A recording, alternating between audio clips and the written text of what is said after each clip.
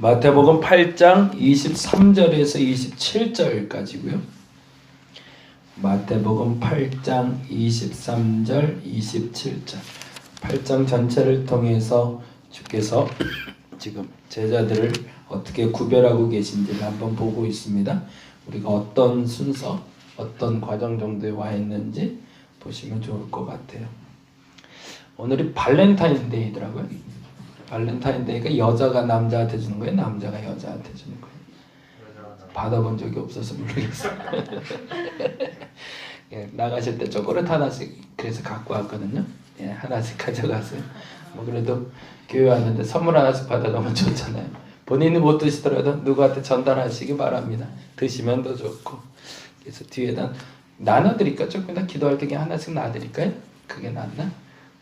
네네, 그렇게 해주시면 좋을 것 같습니다. 네. 얼마 안 되는 거니까 기분 좋게 받아가시기 바랍니다. 8장 23절에서 27절까지 말씀 같이 한 목소리로 읽도록 하겠습니다. 배에 오르심에 제자들이 따랐더니 바다에 큰 놀이 일어나 배가 물결을 덮이게 되었을 때 예수께서는 주무시는지라. 그 제자들이 나와 깨우며 이르되 주여 구원하소서 우리가 죽겠나이다. 예수께서 이르실 때 믿음이 작은 자들아 하시고 곧 일어나사 바람과 바다를 꾸짖으시니 아주 잔잔하게 되거늘 그들 놀랍게 여겨 이르되 이가 어떠한 사람이기에 바람과 바다도 순종하는가 하더라. 아멘. 오늘은 우리 믿음에 대해서 계속 이야기하고 있는데요.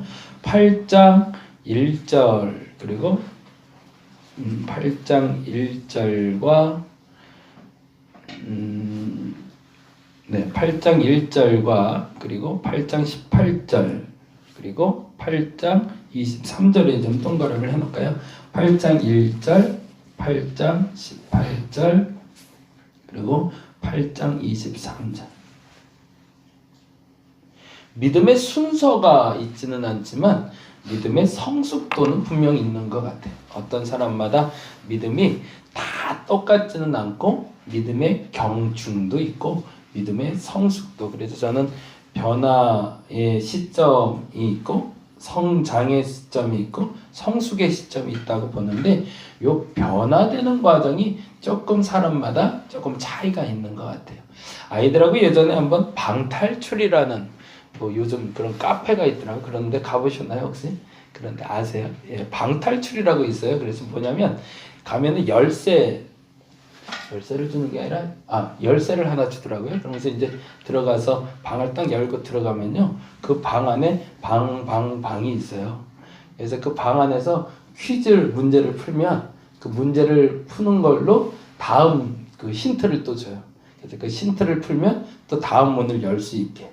그래서 시간을 정해놓고 그 시간만큼 끝나면 이렇게 빠져나오게 하는. 그래갖고 누가 그 아는 목사님 딸이 아르바이트를 거기서 한다고 놀러 오라고 그래서 한번 놀러 갔었거든요. 공짜로 해준다고 그래갖고 2만 원인가 하더라고요. 1시간 하는데 꽤 비싸더라고요. 그래서 한번 가서 해봤는데 큰애가 그렇게 가기 싫다는 거예요. 큰애는 그거 재미없어서 나 안 간다. 근데 작은 애는 또 새로운 거 할 때는 항상 좋으니까 막 너무 좋아서 간다 그러고, 그래서 데리고 갔어요. 이제 가기 싫다는 놈 억지로 끌고 가고 싶다는 놈 데리고 이렇게 하고, 집사람 잠깐 집에 있으라고 그러고 저하고 같이 갔는데 너무너무 좋아하고 막 둘째가 막 방방 뛰면서 들어갔는데, 우리 둘째가 아직 어려서 이게 어두운 데 들어가면 싫어하거든요. 이게 자기 딸에는 막 이제 퀴즈 풀고 막 그러면서 이제 막 탈출하는 게 재밌을 것 같아서 갔는데 막상 딱 가보니까 어두컴컴하잖아요. 그러니까 얘가 이제 덜컹 겁을 먹은 것 같아. 이게 처음에 풀 때는 막 좋아서 하다가 이게 방이 이제 조금 음침하고 조금하고, 그리고 노래를 약간 좀 음산한 노래를 틀어줘요. 이게 사람이 긴장감을 좀 주려고 그러나 봐요. 얘가 덜컹 겁을 먹은 거예요. 1시간 반 정도 걸려서 나왔는데 빨리 가자 둘째는 그러고, 중간쯤 되니까 첫째는 너무너무 재밌는 거예요. 얘는 문제 푸는 게 또 재밌는 애니까. 한 번 더 하자 막 그러는데 둘째가 막 손잡고 끌더라고요. 빨리 가자고. 그래갖고 결국에는 그냥 나와버렸거든요. 신앙생활도 마찬가지인 것 같아요. 출발점에서는 가고 싶은 사람도 있고 가기 싫은 사람도 있고, 근데 그 시점에 하나님이 억지로 끌고 가실 때가 있더라고요. 가자. 그때는 그냥 뭐 싫든 좋든 내게 피해가 되지 않는 한 쫓아오게 돼 있는 것 같아요. 그 첫 번째 시점이 8장 1절입니다. 한번 읽어볼까요? 8장 1절 같이 읽겠습니다. 시작. 예수께서 산에서 내려오시니 수많은 무리가 따라. 이것처럼 쉬운 건 없는 거죠. 부흥에 초청하듯이 말씀 한번 들으러 와. 이건 내가 뭐 피해 볼 게 없잖아요. 손해 볼 것도 없고 누구든지 올 수 있는 자리가 있더라는 거죠. 누구든지 올 수 있는 자리에 와 있는 사람들이 있더라. 이게 첫 번째 신앙이죠. 누구든지 갈 수 있는 곳에 와 있는 사람들. 이들은 피해 볼 것도 없고 손해 볼 것도 없고 또 하나 득볼 것도 없는 사람들. 그냥 좋은 얘기 듣고 가는 사람들. 변화는 없지만 그러나 예수를 만날 기회를 만난 사람들이죠. 여러분은 어디쯤 와 있는지 보세요. 산에서 내려오신 예수님께서는 산상수훈을 통해서 세상에서 가장 소중한 복음을 전해주십니다. 근데 듣긴 들었는데 다 떠난 거예요. 다. 좋은 말씀 다 듣고. 그래서 참 감사해요. 예수가 전해도 떠나는데 뭐 내가 전한다고 안 떠나는 건 이상한 거지 뭐. 그럴 수도 있겠다라는 생각 드는 거죠. 중요한 건 그러나 들을 수 있는 자리가 된다는 건 소중하겠죠. 이게 어찌 보면 첫 번째 신앙의 모습입니다. 그리고 그렇게 조금씩 하나님 앞에 나가게 되는. 그래서 여러분 중에 예수 그리스도를 믿기를 원하는 친구나 초대할 사람이 있다면 초대해서 들을 수 있도록 하시기 바랍니다. 근데 한 가지, 초대해서 들었다고 해서 그 삶이 변하지 않았다고 해서 너무 실망하거나 너무 염려하는 일이 없었으면 좋겠습니다. 그건 내가 하는 게 아니니까. 그런데 두 번째 경우가 있습니다. 18절인데 같이 한번 볼까요? 18절. 같이 한번 읽어보겠습니다. 예수께서 무리가 자기를 에워싸는 것을 보시고 건너편으로 가기를 명하시니라. 이 두 번째 이제 신앙의 모습인데 포기할 수 있는가를 물어보고 계십니다. 처음에는 포기할 것도 없고 득볼 것도 없는데요. 두 번째는 포기할 수 있는가. 여기는 네 가지를 좀 적어 놓으시면 좋은데 이 18절에서 시작돼서 19절, 20절에는 서기관 얘기가 나오고 21절, 22절에는 제자 얘기가 나와요. 이 서기관 얘기에선 두 가지를 우리는 질문을 받아야 됩니다. 첫째는 능력을 보고 따르고 있는가, 예수를 따르고 있는가. 이게 첫 번째 질문이에요. 예수의 병 고치고 그리고 예수의 기적이 나타나는 것을 보고 나는 쫓고 있는가. 내 삶에 어떤 변화가 나타나서 나는 예수를 쫓고 있는가. 아니면 정말 어제 말씀드린 대로 그냥 예수가 좋아서 쫓아가고 있는 건가. 후자가 옳다라는 거죠. 능력 보고 쫓지 말고 예수 좋아 쫓는 것이 진짜 신앙인데 우리는 내게 득이 되는 것이 있을 때 쫓진 않는가. 두 번째로 물어야 게 어려움 없이 편히 따르려고 하지는 않는가. 조금 적당히 피해만 보고 적당히 내가 포기하고 더 많은 것을 얻으려는 착각이 있지는 않은가. 그러니까 예수께서 그렇게 얘기하신 거 인자는 머리 둘 곳이 없는데도 갈래? 라고. 이 두 가지 질문을 던질 수 있어야 되고요. 두 번째 제자의 이야기를 통해서 아버지의 장사를 준비하게 해달라는 이야기가 나옵니다. 거기서는 두 가지 역시 질문을 하는데요. 첫째는 우선순위 문제. 정말 예수가 먼저인가? 정말 하나님 것이 먼저인가? 그 질문을 우린 던질 수 있어야 됩니다. 지금 말씀드린 건 아까 말한 대로 포기할 것도 없고 얻을 것도 없는 사람들이 아니라 얻을 게 있는 사람들 얘기예요. 이런 사람들은 얻을 게 있을 겁니다. 우선순위가 명확하고 그리고 앞서 말씀드린 대로 능력을 보고 쫓는 것이 아니라 정말 예수를 보고 쫓는 사람들은 얻는 게 있을 겁니다. 어려움을 감수하고 쫓는 사람들은 예수께 얻는 게 있을 겁니다.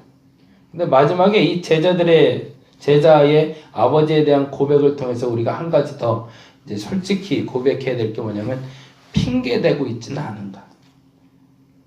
새벽 예배 나오기 힘든데, 이거 하기 힘든데, 성경 보기 힘든데 핑계대고 있다면 우리는 아직 그 득을 누릴 만한 자격이 없는 사람들입니다. 그러나 그 핑계를 벗어나 하나님의 하라 하시는 일에 순종하며 아멘할 수 있는 사람은 뜻볼 일이 있다는 얘기입니다. 산에 오르는 일과 산에 내려오는 일하고는 조금 다른 차원입니다. 왜요? 내가 무엇인가를 포기하고 결단하는 믿음이기 때문에 그렇습니다. 근데 죄송하지만 아까 말씀드린 이 서기관과 제자들은 이 말을 듣고 쫓지를 않죠. 그러면 그들이 득본 게 있을까요? 없을까요? 없다는 얘기죠. 그런데 이들을 무시하고 이들보다 나은 신앙의 모습이 나타나는 게 바로 23절입니다. 23절 볼까요? 읽겠습니다. 배에 오르심에 제자들이 따랐더니. 그럼 결국엔 어떻게 된 거예요? 그 수많은 산상수훈을 들었던 사람 중에 지금 남은 건 얼마인 거죠? 배에 오른 사람이 전부인 거죠. 알곡과 가라지는 이렇게 구별이 되는 것 같아요. 말씀 듣는 건 좋은데 그냥 좋은 이야기든. 그래서 요즘은 인터넷 교인이라는 게 생겼더라고요. 야, 좀 깜짝 놀랐어요. 어느 분이 연락이 와서 그 얘기를 하시더라고요. 저는 어느 교회 인터넷 교인인데 하면서 당당하게 얘기하시더라고요. 야, 얘 참 별게 다 있구나 그랬는데 인터넷 교인이 있어요. 좋은 말씀 청취하는 교인들. 무섭더라고요. 이건 무서운 거예요. 근데 모르겠어요. 이분이 그냥 그렇게 표현을 해서 그러겠지. 신앙생활은 잘 하시는 분일 것이라 믿고. 근데 인터넷 교인이라고 해서 말씀 듣는 교인들이 있어요. 이게 산에 오른 교인들이죠. 그러면 내가 싫은 건 안 하고 싶은 거예요. 내가 좋은 것만 고르고 싶은 거죠. 근데 반면에 포기하는 교인들이 있어요. 포기할 수 있는 교인들. 근데 서기관은 아니었다는 게 제자도 아니었다는 거예요. 그 무리들도 다 떠나고 배라고 표현했는데 이 배는 통통배 같은 작은 배를 얘기합니다. 그리고 그 배에 타서 제자들이 갔다고 하니 아마 우리가 알고 있는 베드로, 야고보, 요한 정도 타고 간 것 같아요. 결국엔 남는 사람은 얼마 없는 거죠. 근데 이들에게 마지막 질문을 던지고 계신 거예요. 지금은 너에게 소중한 아버지, 너에게 소중한 물질 포기할 수 있는가가 서기관과 제자들에 대한 질문이었다면 지금 이 배에 탄 이들에게 마지막 질문을 던지고 계십니다. 그 질문이 뭔지가 이렇게 돼 있어요. 24절, 25절 읽어보겠습니다. 바다에 24절입니다. 바다에 큰 놀이 일어나 배가 물결이 덮이게 되었을 때 뭐예요? 배 안에 물이 가득 차게 됐다는 거예요. 그런데도 자고 있는 스승도 대단한 거고. 그렇죠? 이렇게 돼 있죠? 예수께서는 주무시는지라. 그러자 25절에 그 제자들이 나와 깨우며 이르되 주여 구원하소서 우리가 죽겠나이다. 어떤 상황이 된 거죠? 죽음의 위기가 왔을 때. 포기하는 것의 문제가 아니라 이제 죽음의 위기가 왔을 때. 3단계로 보자면 그렇게 보는 거예요. 첫 번째는 포기할 것도 없고 얻을 것도 없는 신앙. 그냥 좋다 라고 말하는 신앙이 있고요. 또 하나는 무언가 이 삶 속에서 내가 득보려는 신앙, 내게 득이 있으면 쫓는 신앙, 내게 조금 포기해서 얻을 수 있는 신앙이 있는 반면에 이 마지막 주께서 제자다, 정말 나를 따르는 자다 라고 말할 수 있는 자에게는 묻는 질문이 있다는 거죠. 죽음 앞에서 나를 믿을 수 있는가? 그냥 우린 단지 그냥 배 타고서 풍랑 만나는데 뭘 죽어 그러는데 정말 죽어요. 물에 빠지면. 그럴 만한 상황이 돼버린 겁니다. 그 풍랑이 너무 거세서 뱃사람인 베드로와 야고보와 요한의 입에서 죽겠다는 표현이 나올 정도면 정말 심각한 위기가 온 상태거든요. 그 상태에서 너는 무엇을 고백할 수 있는가라는 겁니다. 그것을 고백할 수 있는 자에게 주께서 구원이 임하게 하시는 겁니다. 저와 여러분이 그 고백을 할 수 있기를 간절히 바랍니다. 근데 그 고백은 뭘까요? 내가 예수를 믿습니다. 아멘일까요? 그게 아니더라는 거예요. 그게 오늘 본문의 이야기입니다. 뭐라고 고백하고 있죠? 26절에 보니까 그 제자들이 나와 깨우며 이르되 뭐라고 했다고요? 주여 구원하소서 우리가 죽겠나이다. 사실 우리의 기도는 여기에 있는 거죠. 하나님 믿습니다. 죽음 앞에서도 의연합니다. 내 목에 칼이 들어와도 난 예수를 부인하지 않겠습니다. 아니더라는 거예요. 우리의 삶의 현장은, 우리의 신앙의 현주소는 죽을 것 같을 땐 죽을 것 같다고 말하는 게 우리의 현주소라는 거죠. 근데 누구에게 그 얘기를 하는 사람이 구원받는다는 거죠? 예수께 그 외침이 있는 사람은 구원받는다는 거죠. 그리고 나서 이렇게 얘기하십니다. 26절 같이 한번 볼까요? 26절 읽어보겠습니다. 시작. 예수께서 이르시되 어찌하여 무서워하느냐? 믿음이 작은 자들아 하시고 곧 일어나사 바람과 바다를 꾸짖으시니 아주 잔잔하게 되거늘. 27절. 그 사람들이 놀랍게 여겨 이 이가 어떤 사람이기에 바람과 바다도 순종하는가 하더라. 근데 이들이 하나 알지 못한 게 있습니다. 바람과 바다가 순종하는 그 순간에 내 마음이 주 앞에서 순종하고 있음을. 본인은 자각하지 못했지만 바람과 파도가 잔잔해지는 그 순간에 내 마음속도 잔잔해졌음을 깨닫기 시작하는 거죠. 하나님은 우리의 삶 속에 찾아오셔서 두 가지의 변화를 가져오십니다. 첫째는 삶의 변화고 두 번째는 마음의 변화입니다. 궁극적으로 하나님이 원하시는 것은, 예수께서 우리를 만나서 우리에게 변하기를 원하시는 것은 상황을 바꾸는 믿음이 아니라 그 상황이 바뀔 때 상황과 함께 하나님 앞에 바뀌어가는 그 믿음의 마음을 원하신다는 거죠. 우리가 우리를 구원할 수 없습니다. 우리가 어떤 수단과 방법을 가지고 심지어 어부도 물 풍랑을 만나면 스스로 구원할 수 없습니다. 구원할 수 있는 분은 예수 그리스도밖에 없습니다. 방법은 솔직하게 인정하는 겁니다. 의연하게 대처하는 것이 아니라 솔직하게 말하는 겁니다. 죽을 것 같으니까 죽겠다고. 그래서 어떤 그 학자가 이걸 이렇게 해석을 했더라고요. 그 해석도 참 재밌었는데, 베드로가 원래 좀 이게 화가 많으신 분이잖아요. 이게 화를 낸 거라는 거예요. 이게 주여 죽겠나이다 우리를 구원하소서라고는 표현을 했지만, 이거는 성경이니까 참 좋은 얘기로 이제 표현을 한 거고, 원래 베드로가 이렇게 딱 이렇게 물이 들어오는 걸 아니까, 어부니까 아 이거 물 퍼내야 되겠다 싶어서 퍼냈는데 뭐 바가지가 있겠어요? 뭐가 있겠어요? 그냥 두 손으로 열심히 퍼내는 거죠. 근데 제자들이다 보니까 뭐 베드로, 야고보, 요한 한 3명 정도 탔다고 치면 셋이 죽으라고 푸고 있는데 예수라는 인간은 퍼질러 자고 있는 거지. 그러니까 넌 뭐냐? 빨리 깨어나서 너도 좀 물 좀 퍼라고 얘기하고 있더라고 표현도 하시더라고요. 이게 그만큼 이제 성질내고 있는 베드로에 대한 표현이죠. 근데 그의 입장에서 보자면 뭐예요? 그냥 단지 두 손 하나 좀 거들어 너도 깨서 스승 이거 뭐가 없어 지금 살고 봐야 될 거 아니야 라는 표현일 수도 있다는 거죠. 근데 중요한 건 그렇게라도 주님 앞에 기도하는 자는 응답받는다는 겁니다. 근데 우리가 그 솔직함이 없고 그냥 의연하게 대처하는 것처럼 가만히 앉아서 알아서 하십시오. 이게 믿음이 아니라는 거죠. 솔직하게 고하시기 바랍니다. 목청 높여 외치시기 바랍니다. 곡하시기 바랍니다. 하나님 역사하실 겁니다. 그 기도에 응답받는 저와 여러분 되시기를 간절히 바랍니다. 기도하겠습니다. 마음껏 목소리 높여 외치라고 목소리 주셨는데 이놈의 목소리는 왜 조용히 하고 있는지 소리 외쳐 불러서 하나님을 불러봅니다. 곡할 만한 상황이 있으면 곡해야 되는 것이 맞습니다. 속상한 일이 있으면 속상한 만큼 말하는 겁니다. 하나님이 기뻐하시는 기도는 그 기도에 있습니다.